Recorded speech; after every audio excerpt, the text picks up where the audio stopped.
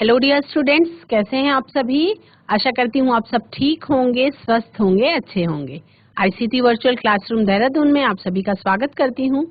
मेरा नाम समता है और बच्चों क्लास 10th के बोर्ड एग्जाम की तैयारी हम लोग कर रहे हैं। क्वेश्चंस के हिसाब से आपका लाइफ प्रोसेसेस चैप्टर से जो भी संभावित प्रश्न बन सकते हैं, जो एग्जाम में आ सकते हैं, हम उनके बारे में चर्चा कर रहे हैं। तो चलेंगे स्मार्ट बोर्ड की तरफ बिना देरी किए हुए और अपने उन्हीं क्वेश्चंस को रिवाइज करते हुए आगे बढ़ेंगे। बच्चों, हम लोग क्लास 10th के बोर्ड एग्जाम के हिसाब से प्रिपरेशन कर रहे हैं, तो उसमें हमें क्या करना है कि आपका जो भी चल रहा है, जो भी आपका एग्जाम की तैयारी हो रही है, चैप्टर नंबर 6 से कितने क्वेश्चंस आ सकते हैं, हम उनके बारे में चर्चा कर रहे हैं।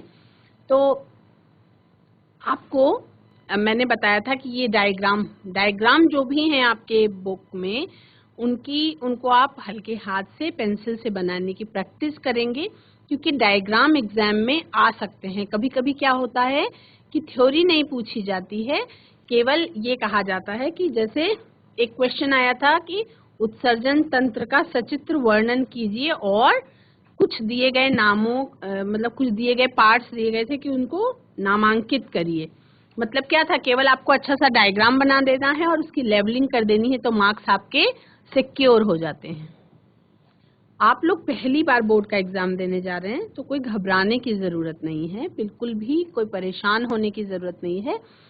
बस कह सकते हैं कि बिल्कुल एक प्लान्ड वे में अगर आप प्रिपरेशन करते हैं अपने एग्जाम की, हर सब्जेक्ट को समय देते हैं, और ये आप सबको पता है बच्चों कि जो सारे सब्जेक्ट्स के मार्क्स समान होते हैं और वो आपके फाइनल जो स्कोर होता है उसमें ऐड होते हैं ना, तो किसी भी सब्जेक्ट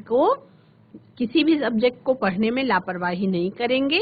हर सब्जेक्ट की अच्छे तरीके से तैयारी करेंगे और अपने अच्छे अच्छे मार्क्स लेकर के आप लोग एग्जाम में आएंगे। हम लोग ये तो हो गई जनरल बातें। अब हम क्वेश्चंस को देख लेते हैं। एक क्वेश्चन बन सकता है कि list 3 characteristics of lungs which make it an efficient respiratory surface। 3 ऐसे लंग्स के गुण के बारे में बताइए, फेफड़ों के 3 ऐसे कैरेक्टरिस्टिक लक्षणों के बारे में बताइए जो उसको एक एफिशिएंट रेस्पिरेटरी सरफेस बनाता है, यानी जो उसको श्वसन के लिए सबसे परफेक्ट अंग बनाता है। आंसर लिख सकते हैं, these features which particularly make our lungs efficient for gas exchange। 3 ऐसे कौन से गुण हैं जो हमारे फेफड़ों को एफिशिएंट बनाते हैं, पर्टिकुलरली गैस एक्सचेंज के लिए, गैसों के आदान प्रदान के लिए। वो है नंबर 1 इज थिन, मतलब कि जो एयर सैक होती हैं, जो फुफ्फुस होती हैं, वो बहुत ही पतली लेयर की बनी होती है। The air sac walls are very thin so that gases can quickly diffuse through them. Air sacs जो हैं वो बहुत पतली होती हैं, इस कारण से जो गैसेस हैं वो क्विकली यानी कि बहुत तेजी से उनके थ्रू देम डिफ्यूज हो जाती हैं। ठीक है, विसरण की प्रक्रिया बहुत तेजी से होती है। Oxygen is absorbed into the blood and carbon dioxide is given out in to the lungs to be exhaled out. ठीक है, जिससे ऑक्सीजन अंदर जा सकती है और कार्बन डाइऑक्साइड बाहर निकल सकती है। दूसरा, मॉइस्ट, नम सरफेस होती है। The air sacs are moist, वो नम होते हैं, विथ म्यूकस, एक लिसलिसे पदार्थ के कारण, so that gases can dissolve before diffusing, ताकि जो गैसेस हैं, आपका ऑक्सीजन है, कार्बन डाइऑक्साइड है, ये क्या है, डिफ्यूजिंग के पहले ही डिसॉल्व हो जाती हैं। ठीक है। लार्ज सरफेस एरिया, फुफ्फुस बहुत सारी संख्या में होते हैं, तो उनका क्या होता है, सतही क्षेत्रफल ज्यादा होता है, यानी कि लार्ज सरफेस एरिया पाया जाता है। The surface area for gases to diffuse through in human lungs is रफली the same as a tennis court. Roughly the same as a tennis court. The alveoli help to increase the surface area for absorption of oxygen। यानी कि जो alveoli है वो surface area को increase करने में help करती है। Good blood supply, यानी कि अच्छा रक्त का प्रवाह। The air sacs or the alveoli have a large capillary network, आप उसमें रुधिर वाहिकाओं का बहुत बड़ा नेटवर्क होता है एयर सैक्स में, so that large volumes of gases can be exchanged, more the flow of blood, more exchange. आप सबको पता है कि गैसों का आदान प्रदान करने में सहायता करने वाला माध्यम है वो क्या है, वो रुधिर है। गैसों का आदान प्रदान पूरे शरीर से करने के लिए जो माध्यम का यूज किया जाता है वो माध्यम है ब्लड।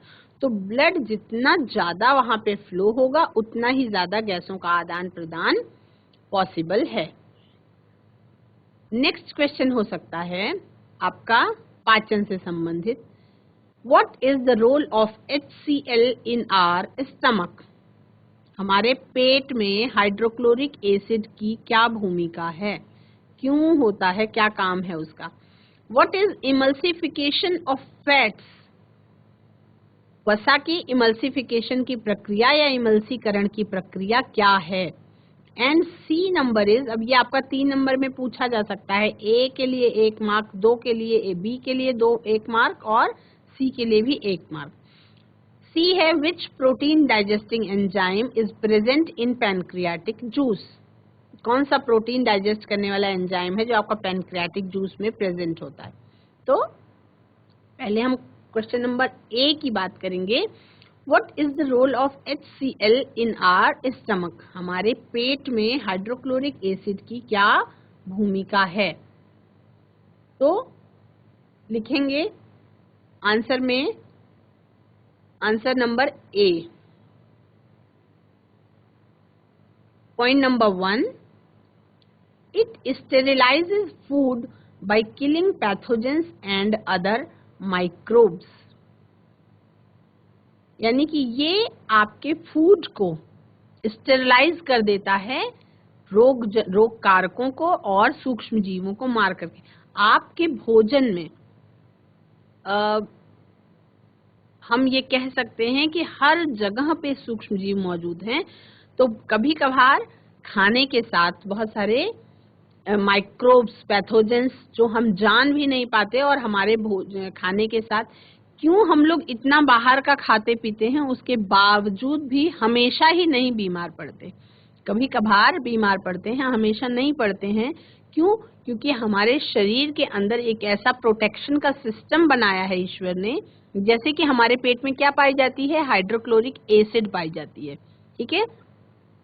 जो हम खाना खाते हैं हमारे पेट में पहुंचता है तो वो उसमें जो पैथोजेंस होते हैं और माइक्रोब्स होते हैं, विभिन्न सूक्ष्म जीव जो गलती से पहुंच जाते हैं, वो पेट में ही HCl जो आपका हाइड्रोक्लोरिक एसिड है, हाइड्रोक्लोरिक अम्ल है, जो उसके द्वारा मार दिए जाते हैं, ठीक है। तो पॉइंट नंबर 1 में आप लिखेंगे, it sterilizes food by killing pathogens and other microbes.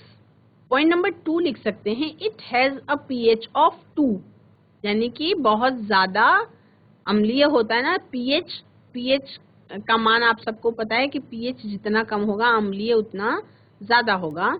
तो which is perfect for enzymes such as pepsin to break down proteins as effectively as possible. तो इसका जो pH होता है वो 2 होता है, यानी ये अम्लीय माध्यम देता है हमारे पेट के अंदर, जिसमें पेप्सिन को ब्रेक डाउन होने में, जो प्रोटीन्स के ब्रेक डाउन होने में ये बहुत ज्यादा हेल्पफुल होता है। या आप ये कह सकते हैं कि HCl हमारे पेट में अम्लीय माध्यम देता है जिससे प्रोटीन्स का ब्रेक डाउन प्रभावपूर्ण तरीके से हो पाता है, ठीक है। पॉइंट नंबर 3 है, helps emulsify food, digestion of protein and stimulates the pancreas to produce digestive enzymes and bile and protects against harmful bacteria। ये भोजन को छोटे छोटे टुकड़ों में तोड़ने में हेल्प करता है, जिसमें डाइजेशन ऑफ प्रोटीन है, और पैनक्रियाज को स्टिमुलेट करता है, पैनक्रियाज को उत्प्रेरित करता है ताकि वो पाचक जूसों का, बाइल का और एंजाइम्स का सिक्रीशन कर सके और हार्मफुल बैक्टीरिया से भी प्रोटेक्ट करता है, ठीक है। तो ये है आपका what is the role of HCl in our stomach. HCl का आपके पेट में क्या क्या भूमिका है, क्या क्या कार्य है।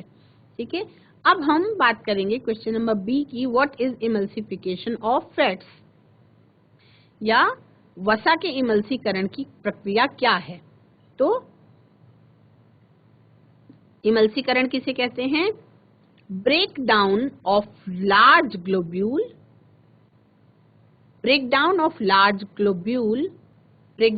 large globule fats into smaller fats droplets is known as emulsification। बहुत ही सिंपल है। इमल्सीकरण की प्रक्रिया का मतलब ये है कि जो वसा की बड़ी गोलिकाएं होती हैं उनका ब्रेक डाउन हो जाता है और वो छोटी छोटी सरल गोलिकाओं में टूट जाती हैं, है ना। वो बड़ी ग्लोब्यूल जो हैं वो स्मॉलर फैट ड्रॉपलेट्स में टूट जाती हैं और इसी प्रक्रिया को क्या कहते हैं? इमल्सीकरण की प्रक्रिया कहते हैं। ये इमल्सीकरण की प्रक्रिया को आप ऐसे समझ सकते हैं कि जैसे मान लीजिए कोई तेल लगी हुई सरफेस है या ऑयल, क्योंकि फैट होता है, कपड़ा है कोई जिसमें ऑयल लगे और उस पर साबुन का जो काम है, उस पर साबुन जिस तरीके से काम करता है, उसी प्रक्रिया को फैट ग्लोब्यूल्स के स्मॉलर फैट ड्रॉपलेट्स में बदल जाने की प्रक्रिया को हम क्या कहते हैं? टूट जाने की प्रक्रिया को हम क्या कहते हैं?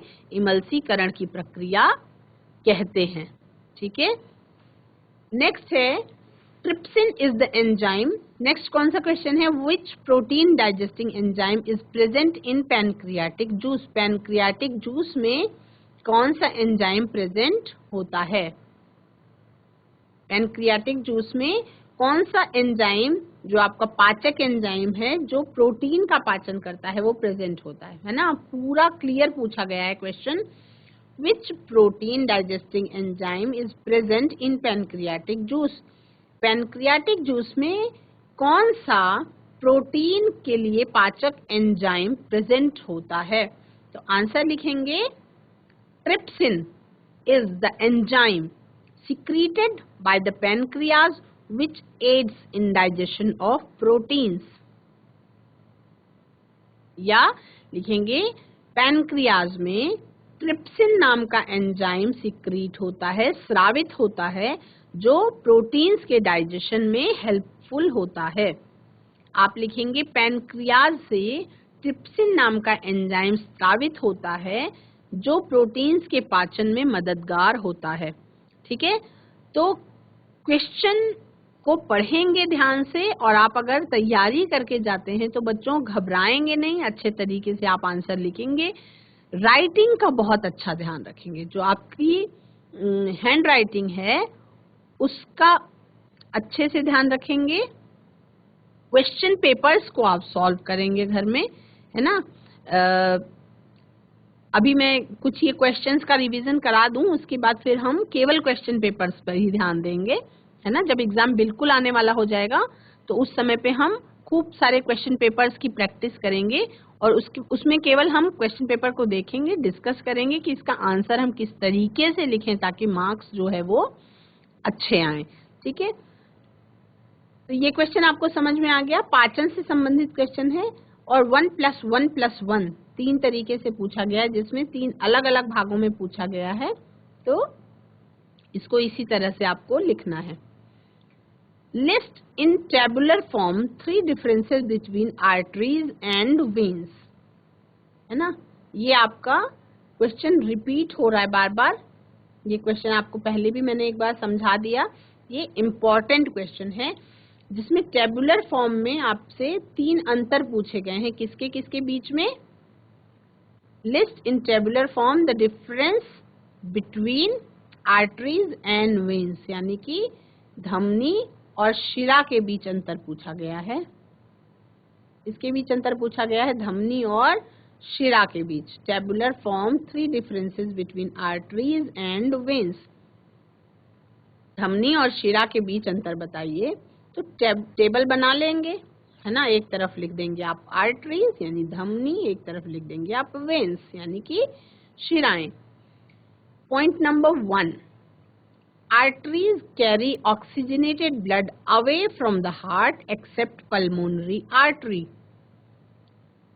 यानी कि आर्टरीज धमनी हृदय से शुद्ध रक्त को शरीर के अन्य भागों तक पहुंचाने का काम करती है, यानी कि हृदय से दूर ले जाती है शुद्ध रक्त को। और या कह सकते हैं कि इसी लाइन को आप 3 तरीके से लिख सकते हैं। आप लिख सकते हैं धमनियां शुद्ध रक्त को हृदय से दूर ले जाती हैं। आप लिख सकते हैं धमनियां ऑक्सीजन युक्त ब्लड को शरीर के अन्य भागों तक पहुंचाने का काम करती है। या आप लिख सकते हैं धमनियां ऑक्सीजन युक्त शुद्ध रक्त को हृदय से दूर अन्य भागों तक पहुंचाने का काम करती है ना। 3 तरीके से इसी पॉइंट को आप लिख सकते हैं। वेन्स में हम लिखेंगे पॉइंट नंबर 1 में सेम यही 3 तरीके से आप लिख सकते हैं। Veins carry deoxygenated blood towards the heart accept pulmonary vein. Pulmonary vein को छोड़ के और सभी वेन्स जो हैं, सभी शिराएं जो हैं, अशुद्ध रक्त को शरीर के अन्य भागों से हृदय तक पहुंचाने का काम करती हैं। देखिए, आप सबको पता है कि आपके शरीर में जो हार्ट है, हार्ट क्या करता है? ब्लड को पंपिंग का काम करता है, ब्लड को पंप करता रहता है। इसीलिए उसकी रिदमिक हार्ट बीट हमें समझ में आती है कि रिदमिक हार्ट बीट निरंतर ब्लड जो हार्ट है हमारा वो उसको हम कहते हैं कि धड़कता रहता है ना। दिल धड़कता रहता है हमेशा ही। क्यों? क्योंकि बच्चे के जन्म से लेकर के और उस जीवन के पूरे जीवन वो निरंतर बिना रुके बिना थके काम करता रहता है, क्योंकि उसका काम ही ऐसा है कि वो रुक नहीं सकता। उसके रुक जाने का मतलब है कि आपकी बॉडी में कुछ ऐसी प्रॉब्लम हो गई कि अब दिल ने अगर धड़कना बंद कर दिया तो आपके शरीर के हर एक सेल्स को ऑक्सीजन नहीं मिलेगा और उसके बाद श्वसन की प्रक्रिया नहीं होगी। उसके बाद बहुत सारी प्रॉब्लम्स हो जाती हैं, हार्ट अटैक हो सकता है, कार्डियक अरेस्ट हो सकता है। तो हृदय एक ऐसा अंग है जो मतलब उसको परमिशन नहीं है 1 सेकंड भी रुकने की, 1 सेकंड भी थकने की। ईश्वर ने उसको ऐसे डायरेक्शन दिया है कि उसको लगातार जीवन शुरू होने के पहले ही माँ के गर्भ में ही बच्चे का हार्ट जो है वो धड़कना शुरू होता है और मृत्यु तक दिल की धड़कन चलती रहती है। तो इसमें ब्लड जो है पंपिंग होती है, उसमें अशुद्ध रक्त को शुद्ध बनाने का काम करता है ना। तो आप उसको ऐसे कह सकते हैं कि जैसे पूरे शरीर में हर एक कोशिका में रेस्पिरेशन होता है, आप सबको पता है, कोशिकीय श्वसन की प्रक्रिया होती है। तो हार्ट में ब्लड जो है ऑक्सीजनेटेड ब्लड पहुंचाया जाता है अलग अलग अंगों तक। किसके द्वारा पहुंचाया जाता है? धमनी के द्वारा पहुंचाया जाता है। अब धमनी के द्वारा हर अंग तक ऑक्सीजनेटेड ब्लड पहुंचा दिया गया, वहां पे रेस्पिरेशन की प्रोसेस हुई या श्वसन की प्रक्रिया हुई, ऑक्सीजन यूज हो गई। अब वो ब्लड क्या हो गया? जैसे ही उसकी ऑक्सीजन यूज हो गई वो ब्लड इम्प्योर की कैटेगरी में आ गया। ठीक है, अब उस इम्प्योर ब्लड या डीऑक्सीजनेटेड ब्लड को वेन्स जो है क्या करती हैं? फिर से वापस हार्ट में पहुंचाने का काम करती हैं, ताकि वहां पे फिर से उसकी पंपिंग होके और वो अशुद्ध रक्त को शुद्ध बनाया जा सके। या हम ये कह सकते हैं कि उसमें से टॉक्सिक गैस को निकाल करके, एक्सेल करके, और उसके बाद जो हम सांस लेते हैं उसके थ्रू जो ऑक्सीजन हमारे पास पहुंची फेफड़ों में, उसको हार्ट में मौजूद जो ब्लड है उसमें मिक्स करके, है ना, ऑक्सीजनेटेड ब्लड बनाया जा सके। Arteries, these are mostly deeply situated in the body. ये हमारे शरीर में बहुत अंदर मौजूद होती हैं। These are superficial veins भी, these are superficial and deep in location. ये भी लोकेशन में अंदर होती है, मतलब हमको बाहर से बहुत ज्यादा दिखाई नहीं पड़ती। Arteries, these are thick walled. ये मोटी भित्ति वाली नलिकाएं होती हैं।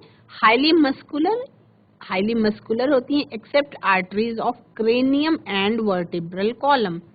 क्रेनियम और वर्टिब्रल कॉलम की आर्टरीज को, धमनी को छोड़ करके अन्य धमनियां जो हैं वो मोटी भित्ति वाली होती हैं और हाईली मस्कुलर होती हैं या मांसपेशी, मोटी भित्ति वाली मांसपेशीय धमनियां होती हैं।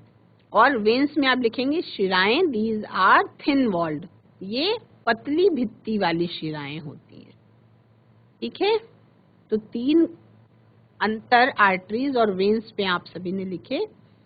नेक्स्ट क्वेश्चन है, इन ह्यूमन एलिमेंट्री कैनाल, मनुष्य के एलिमेंट्री कैनाल का मतलब फूड पाइप जिसको कहते हैं। एलिमेंट्री कैनाल शुरू से लेकर के लास्ट तक पूरी जो कैनाल है, हमारी डाइजेस्टिव कैनाल है, उसको एलिमेंट्री कैनाल कहते हैं।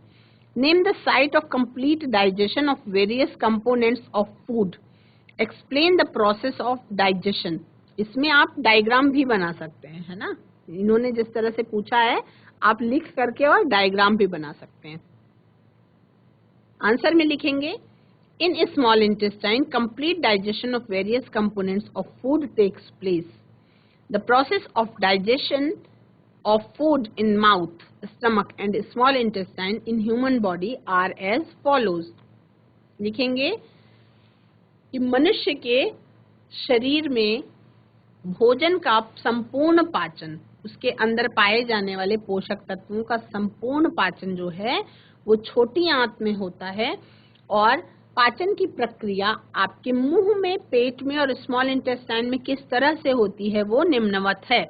ठीक है, इस तरह से लिखेंगे। उसके बाद अलग अलग पार्ट्स में किस तरीके से होता है, पूरे पार्ट्स के साथ डाइजेशन किस किस चीज का होता है वो डिस्क्राइब कर देंगे। तो उसी में लिख देंगे, हेडिंग डाल लेंगे छोटी सी, माउथ। माउथ में लिख देंगे, digestion of food begins in the mouth. भोजन के पाचन की शुरुआत आपके मुंह से ही शुरू हो जाती है।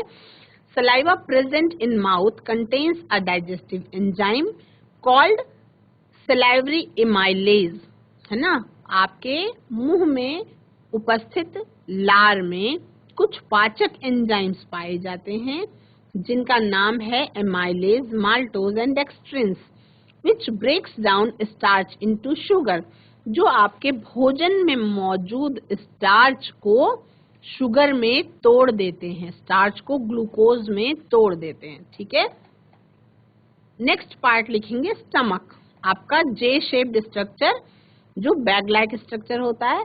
Stomach stores and mixes the food received from the oesophagus with gastric juices.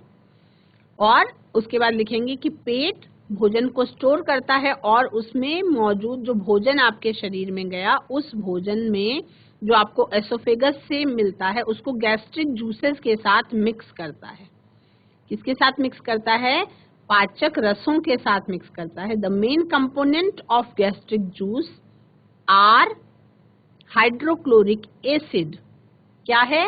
Hydrochloric अम्ल, म्यूकस, श्लेष्मा एंड पेप्सिनोजन और पेप्सिनोजन या पेप्सिन, केवल पेप्सिन भी लिख सकते हैं। ठीक है, फिर लिखेंगे hydrochloric acid dissolves bits of food and creates an acidic medium. Hydrochloric अम्ल भोजन के साथ मिल करके उसको अम्लीय माध्यम बनाता है, अम्लीय माध्यम प्रदान करता है या भोजन के साथ मिल करके अम्लीय माध्यम बनाता है। इन दिस मीडियम, और इस अम्लीय माध्यम में pepsinogen is converted to pepsin which is a protein digesting enzyme. और इस माध्यम में जो पेप्सिनोजन होता है वो पेप्सिन में बदल जाता है। आई बात समझ में? आपके गैस्ट्रिक जूसेस में हाइड्रोक्लोरिक अम्ल होता है, श्लेष्मा होता है। तो श्लेष्मा कौन सी? वो लेयर है जिससे आपके इस एसिड से आपके पेट के दीवारों की रक्षा होती है। ठीक है, कभी कभी श्लेष्मा की कमी हो जाने पर पेप्टिक अल्सर्स भी होते हैं। अगर आपने केस सुना हो अल्सर्स का या पेप्टिक अल्सर्स का, या पेट में घाव हो गए हैं, बहुत बार आपने सुना होगा कि अरे बहुत बाहर का एसिडिक आइटम खाती थी इसलिए इनके पेट में अल्सर्स हो गए हैं या घाव हो गए हैं। तो वो क्या रीजन होता है? उसमें पेट के अंदर म्यूकस की मात्रा कम हो जाती है और एसिड की मात्रा बढ़ जाती। तो एसिड क्या है? एसिड शरीर को नुकसान पहुंचाता है। उसी से रक्षा के लिए आपके शरीर में श्लेष्मा या म्यूकस प्रेजेंट होता है, अंदर उसकी बहुत लेयर पर प्रेजेंट होती है जिससे उसकी रक्षा होती रहती है। तो अगर म्यूकस कम हो जाए, हाइड्रोक्लोरिक एसिड की मात्रा बढ़ जाए पेट में, तो अल्सर्स हो जाते हैं। ठीक है, तो क्या लिखेंगे? गैस्ट्रिक जूसेस में 3 चीज प्रेजेंट होती है, हाइड्रोक्लोरिक अम्ल, श्लेष्मा एंड पेप्सिनोजन। हाइड्रोक्लोरिक एसिड भोजन के साथ मिक्स होकर के एक अम्लीय माध्यम देता है और इस अम्लीय माध्यम में पेप्सिनोजन पेप्सिन के रूप में बदल जाता है। और पेप्सिन क्या है? एक प्रकार का प्रोटीन डाइजेस्टिंग एंजाइम है, यानी कि पेप्सिन प्रोटीन के पाचन वाला एंजाइम है। Mucus protects the inner lining of the stomach from the action of HCl। HC1 नहीं होगा बच्चों, यहाँ पर HCl होगा, इट्स अ टाइपिंग मिस्टेक, यहाँ पे HCl होगा। नेक्स्ट आपका माउथ में हो गया डाइजेशन, स्टमक में डाइजेशन का पार्ट कंप्लीट हो गया। अब आपका होता है संपूर्ण पाचन, वो होता है स्मॉल इंटेस्टाइन में या छोटी आंत में, या इसी को क्षुद्रांत भी कहते हैं। ठीक है, उसमें क्या लिखेंगे? Small intestine is the site of complete digestion of carbohydrates, proteins and fats. यानी कि छोटी आंत जो है वहां पे कम कार्बोहाइड्रेट्स का, प्रोटीन्स का और वसा का संपूर्ण पाचन पूरा हो जाता है। छोटी आंत produces intestinal juice from the glands present in its wall. छोटी आंत में इंटेस्टिनल जूसेस पाए जाते हैं जो वहां की ग्रंथियां होती हैं उसके छोटी आंत की वॉल में, उससे सिक्रीट होते हैं। The intestinal juice helps in further digestion of food. और ये जो आमाशयी रस हैं, आमाशयी रस जो हैं, ये आपके आगे भोजन के पाचन में हेल्प करते हैं। Small intestine also obtains digestive juices from liver and pancreas. छोटी आंत जो है वो यकृत से और पैनक्रियाज से भी पाचक रसों को ग्रहण करती है, लेती है। द लिवर प्रोड्यूसेस, लिवर क्या प्रोड्यूस करता है? The liver produces bile juice, पित्त रस that causes emulsification of fats, यानी फैट्स के इमल्सिफिकेशन की प्रक्रिया में बाइल जूस हेल्पफुल होता है। And pancreas produces pancreatic juice, और पैनक्रियाज जो है पैनक्रियाटिक जूस सिक्रीट करता है और digesting proteins and emulsified fats. ठीक है, और पैनक्रियाज क्या करता है? पैनक्रियाटिक जूस सिक्रीट करता है जो आपके प्रोटीन के पाचन को कंप्लीट करता है और इमल्सिफाइड फैट्स को भी और ज्यादा पचाता है। This digested food is finally absorbed through the intestinal walls.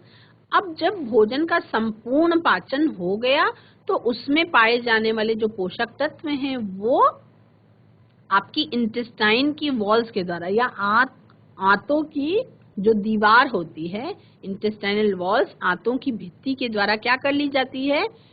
अवशोषित कर ली जाती है या एब्जॉर्ब कर ली जाती है। ठीक है, तो इस तरह से अब इसमें अगर आप ये 3 नंबर में पूछा गया है तो आप इतना ही लिख के छोड़ सकते हैं। और इसको अगर दीर्घ उत्तरीय प्रश्न में पूछा जाता है तो इसमें आप एक डायग्राम बना देंगे और ये परफेक्ट आंसर कहलाएगा। अगर इसमें एक डायग्राम और नामांकित चित्र भी बना देते हैं साथ में तो आपका ये दीर्घ उत्तरीय प्रश्न की कैटेगरी में आ जाएगा और फिर आपको पूरे मार्क्स मिलेंगे। List the 3 kinds of blood vessels of human circulatory system and right.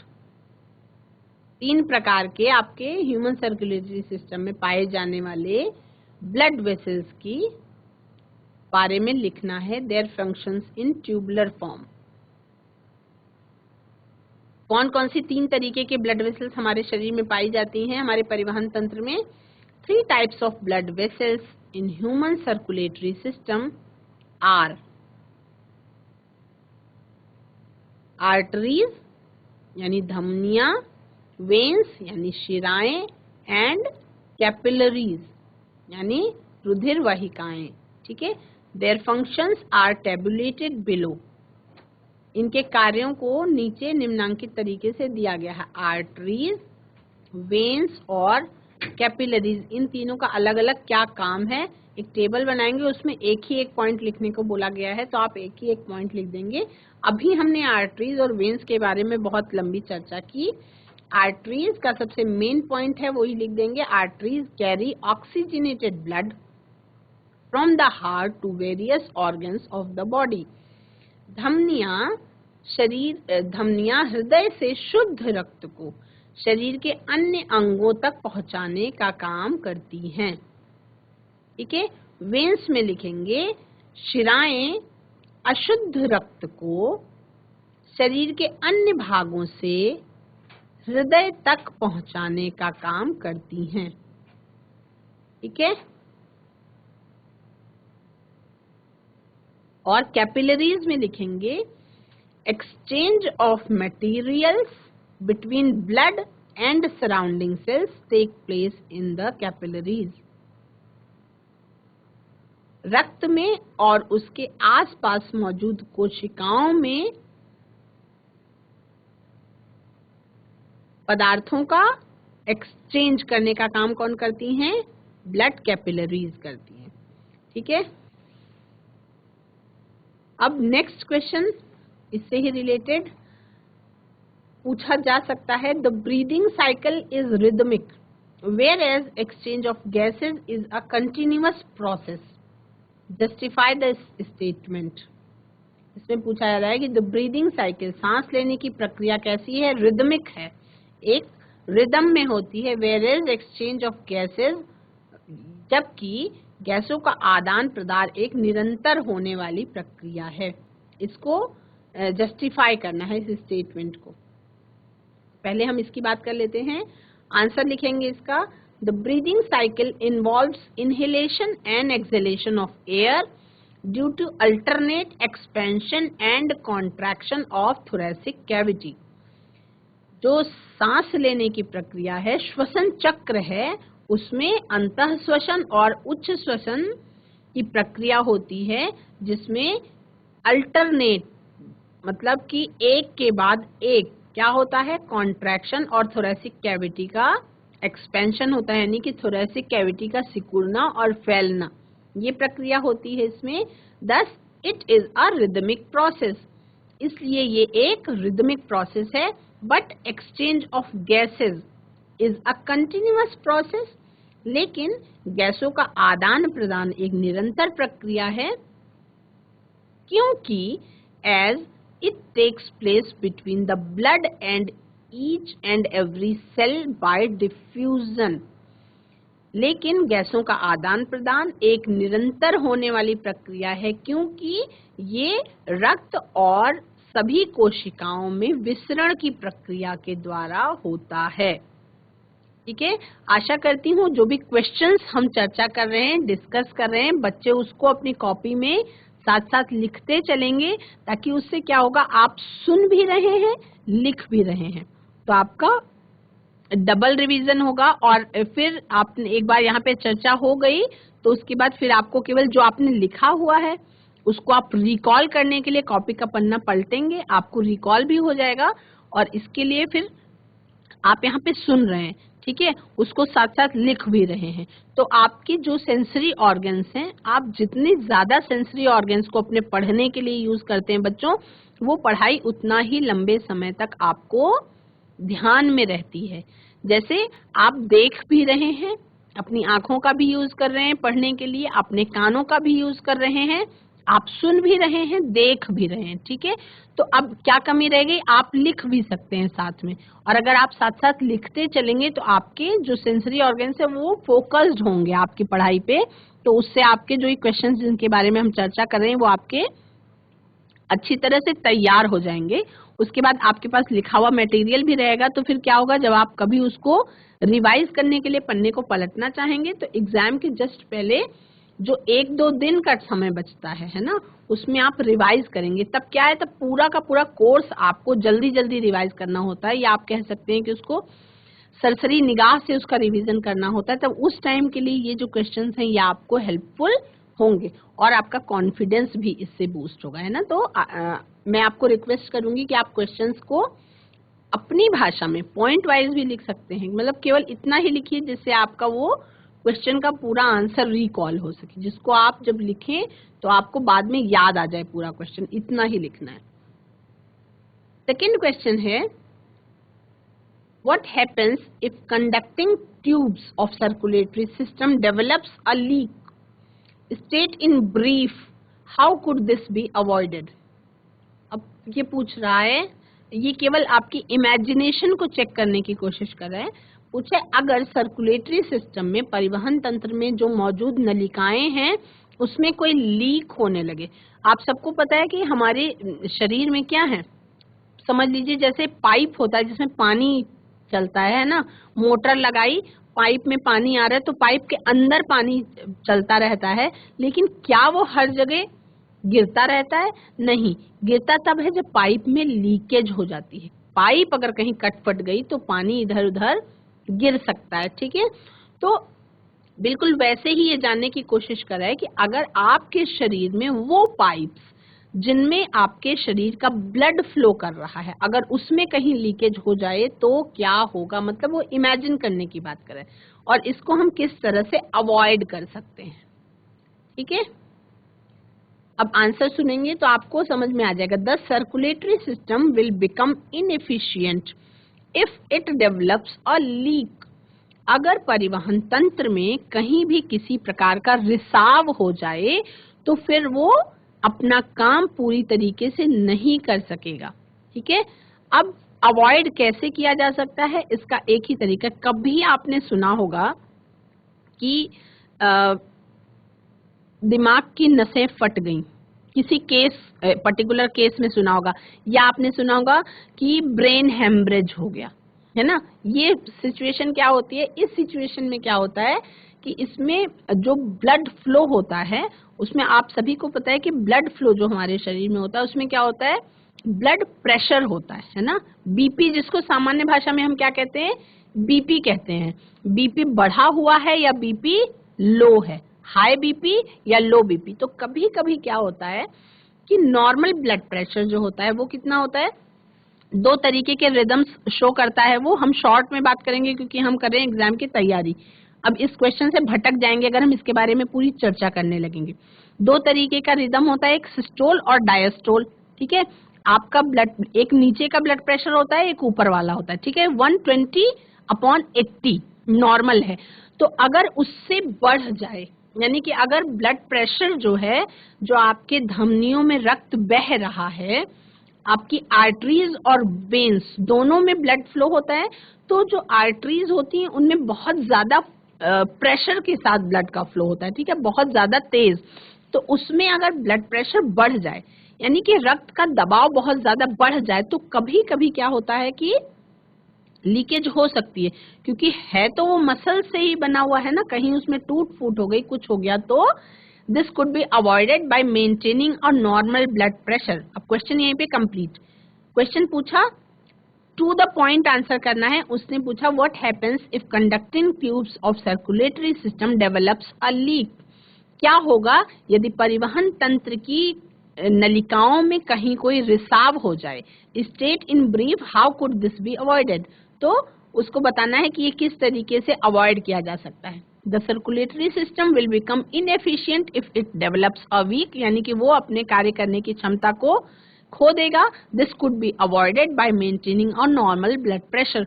और इस परिस्थिति से बचने के लिए ब्लड प्रेशर को नॉर्मल रखना आवश्यक है, या रक्त के दबाव को सामान्य रेंज के अंदर रखना आवश्यक है। दैट्स इट, यहीं पे आपका आंसर कंप्लीट रहेगा। इसके आगे का आप लिखेंगे नहीं, जो भी मैंने बताया वो समझाने के लिए, ठीक है। इसका थर्ड पार्ट है C, how opening and closing of stomata takes place. ये आप सबको पता है, when water flows into the guard cells swell and the stomatal pores opens up. When the water moves out, the guard cells shrinks and the stomatal pores closes. ये आप सबको पता है।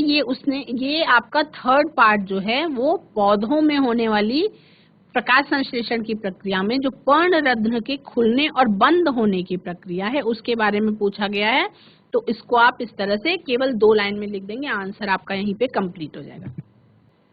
बच्चों, आज की क्लास में हम लोगों ने चैप्टर नंबर 6 से किस तरीके के संभावित प्रश्न बन सकते हैं जो एग्जाम में पूछे जा सकते हैं, बोर्ड के परीक्षा के आधार पर बहुत बढ़िया तैयारी की क्वेश्चंस की, उसको आप नोट करते चलेंगे। आज की क्लास से जुड़ने के लिए आप सभी का धन्यवाद। That's all for today. Have a nice day. Take care.